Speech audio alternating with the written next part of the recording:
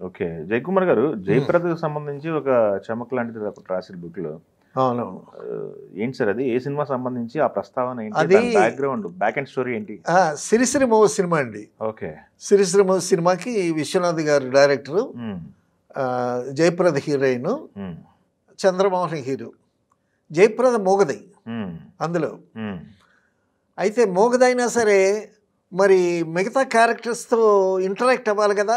అవును. కాబట్టి జయప్రదకు కూడా డైలాగులు రాసి హ్మ్. ఆ డైలాగులు విశ్వనాథ్ గారు ప్రాక్టీస్ చేసి హ్మ్.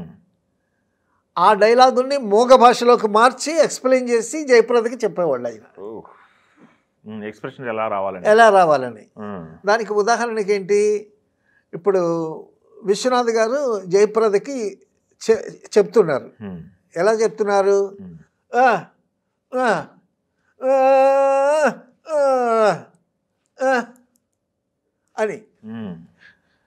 ఆవిడ చేసింది. హ్మ్. చేసి తెల్లముఖం వేస్తుంది. నువ్వు ఎందుకు తెల్లముఖం వేస్తావో నాకు తెలుసు. అప్పుడు చెప్పాడు అనమాట.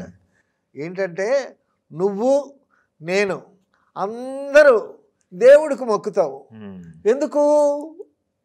ఇది డైలాగ్. ఓకే.